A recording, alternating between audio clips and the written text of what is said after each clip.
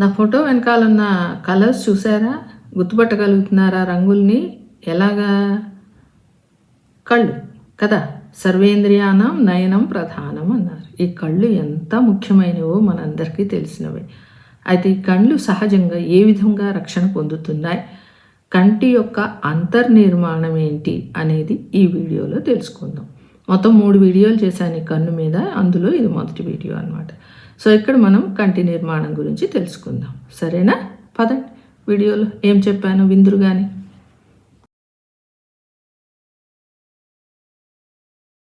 ఇంతకీ మన కళ్ళు ఎక్కడ ఉన్నాయి? పుర్రెలో గుంటలు ఉన్నాయి కదా, కనుగుంతలు, వాటిలో మన కళ్ళు ఉన్నాయి.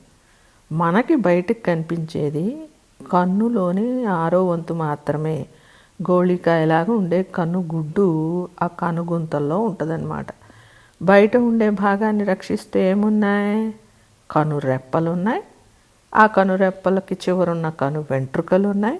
పైన వెంట్రుకలతో కూడిన కనుబొమ్మలు ఉన్నాయి. ఇవి మన కళ్ళను బయట రక్షిస్తున్నాయి. మరి గుంతల్లో ఆ కళ్ళు ఎట్లా ఉన్నాయి పడిపోకుండా కదా? సో కనుగుంతల నుండి కనుగుడ్లను పట్టుకొని 6 కండరాలు ఉన్నాయన్నమాట. ఈ కండరాల సంకోచ సడలింపుల వల్లనే కనుగుడ్లను మనం అటు ఇటు తిప్పగలుగుతున్నాం. అర్థమైందా?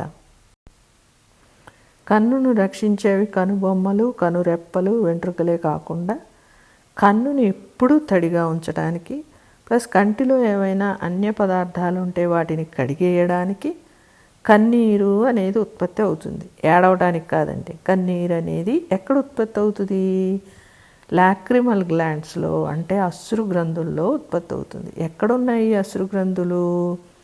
కనుగుంతలలో ఎముకకు అంటుకొని, ఆ కన్ను చివర అన్నమాట అంటుకొని నాళాల ద్వారా కన్ను యొక్క పై రెప్ప కింద తెరుచుకుంటాయి.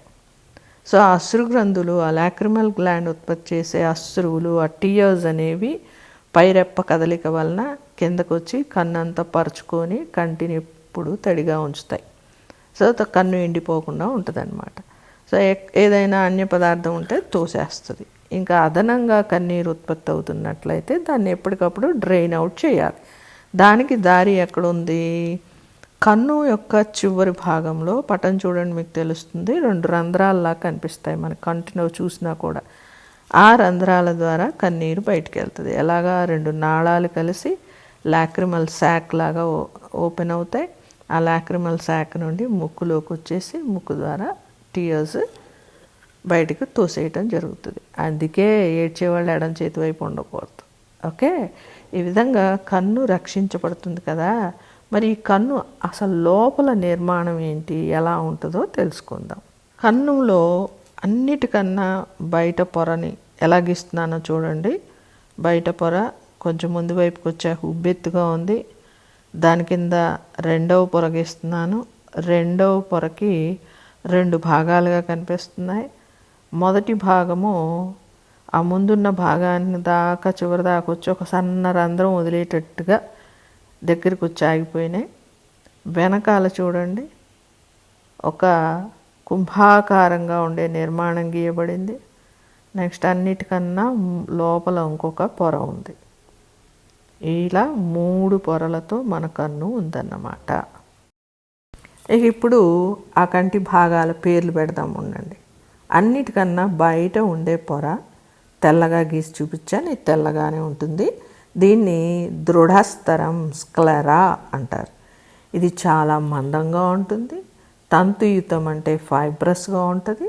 స్థితిస్థాపకత శక్తి లేదు, అంటే సాగే గుణము లేనటువంటి గట్టి దృఢమైన స్తరం. అందుకే దీన్ని దృఢస్తరం స్క్లెరా అన్నారు. ఈ స్క్లెరా అనేది ముందు వైపుకి వచ్చేటప్పుడు కొంచెం ఉబ్బుగా ఏర్పడి ఉంది. పటం చూడండి, మీకు అర్థమవుతుంది. దాన్ని ఆ ఉబ్బుగా ఏర్పడిన భాగాన్ని శుక్లపటలం లేదా కార్నియా అంటారు. ఈ శుక్లపటలం అనేది పారదర్శకంగా ఉంటుంది. అంటే దీని గుండా కాంతి వెళ్ళగలదనమాట. ట్రాన్స్పరెంట్ అనమాట. కాంతి లోపలికి వెళ్ళగలదనమాట. చూడండి ఎంత అద్భుతమైన నిర్మాణం ఏర్పాటు చేయబడిందో కన్నులో. ఈ శుక్లపటలం దెబ్బతినకుండా దాన్ని రక్షిస్తూ కంటి పొర అనే ఎక్స్ట్రా పొర ఉంటుంది. దీన్ని కంజక్టివా అంటారు.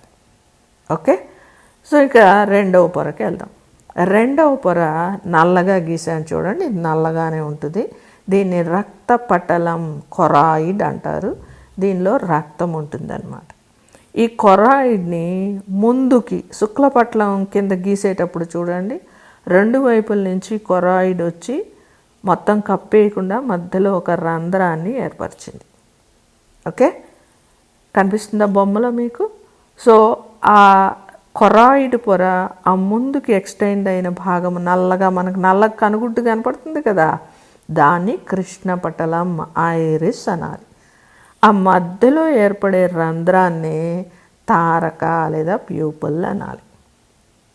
ఓకే, ఇక ఈ కొరాయిడ్ యొక్క రెండవ భాగం గీసాను చూడండి, అక్కడ గ్రీన్ కలర్ భాగాలు గీసాను. ఆ భాగాలు ఏంటంటే శైలికామయ కండరాలు, అంటే సీలియరీ మజిల్స్ అంటారు. ఈ మజిల్స్ ఒక ద్వికుంభాకార కటకాన్ని, బైకాన్వెక్స్ లెన్స్ ఒకదాన్ని పట్టుకొని ఉన్నాయి. ఇది పారదర్శకమే. మీరు ఫిజిక్స్లో నేర్చుకున్నారు, కుంభాకార కటకము కాంతి కిరణాలను ఒక దగ్గర కేంద్రీకరిస్తుంది అని. కాంతి కిరణాలు ఆ కటకం ద్వారా వెళ్ళి ఒక దగ్గర కేంద్రీకరించబడటం వలన మనం చూసే వస్తువు యొక్క ప్రతిబింబం ఏర్పడుతుందన్నమాట. నెక్స్ట్, అన్నిటికన్నా లోపల పొరని నేను ఎల్లో కలర్లో గీసి చూపించాను చూడండి. ఆ భాగాన్ని నేత్రపటలం లేదా రెటీనా అంటారు. ఇది ముఖ్యమైనటువంటి కంటి పొర. దీని లోపలే ఆ కాంతిని గ్రహించే గ్రాహక కణాలు ఉంటాయి, రెసెప్టార్స్ ఉంటాయి, ఫోటో రెసెప్టార్స్ అంటారు. వాటి గురించి నెక్స్ట్ వీడియోలో వివరంగా తెలుసుకుందాం. సో ఈ ఫోటో రెసెప్టార్స్ కలిగి ఉన్న ఈ భాగాన్నే నేత్రపటలం రెటీనా అంటారు. ఈ కటకం ఉండడం వలన కన్నులో మనకు రెండు గదులు కనపడుతున్నాయి చూడండి. ముందు ఉన్న గదిని నేత్రోదక కక్ష, ఏక్వియస్ ఛాంబర్ అంటారు. ఉదకము అంటే నీరు అని తెలుసు మీకు. సో ఈ ముందు ఉన్న భాగంలో నీటితో నిండి ఉంటుందన్నమాట ఆ గది, అందుకే దాని పేరు నేత్రోదక కక్ష. రెండవ గది రెటీనాకి లెన్స్కి మధ్యలో ఉంది చూడండి, దాన్ని విట్రియస్ ఛాంబర్, కాచవత్ కక్ష అంటారు. దీని లోపల జెల్లీ వంటి పదార్థము నిండి ఉంటుంది అన్నమాట. ఈ జెల్లీ ఉండడం వల్లనే కన్ను దృఢంగా నిలబడుతుంది, ఆకారం కోల్పోకుండా. ఓకే, ఇక ఈ దృఢస్థరము ఇవి వెనక్కి కొంచెం పొడిగించబడి ఉన్నాయి. ఆ బయటికి వెళ్ళే భాగం దగ్గర ఒక నాడి ఈ కంటిలోని సమాచారాన్ని తీసుకెళ్ళి మెదడుకు అందిస్తుంది. ఆ కంటి నుండి సమాచారాన్ని, ఆ ఉద్దీపనను తీసుకెళ్ళే ఆ నాడి పేరే దృక్ నాడి, ఆప్టిక్ నర్వ్ అంటారు. ఈ నాడి బయటకు వచ్చే ప్లేస్ నుంచే లోపలికి రక్తనాళాలు లోపలికి వెళ్ళటం కానీ బయటికి రావటం కానీ జరుగుతుంది అన్నమాట. ఓకే, ధమనులు సిరలు ఉన్నాయన్నమాట అక్కడ. అర్థమైందా కంటి అంతర్నిర్మాణం? సో నెక్స్ట్ ఆ కన్నులో ఉండే గ్రాహక కణాల గురించి తర్వాత వీడియోలో తెలుసుకుందాం. రైట్.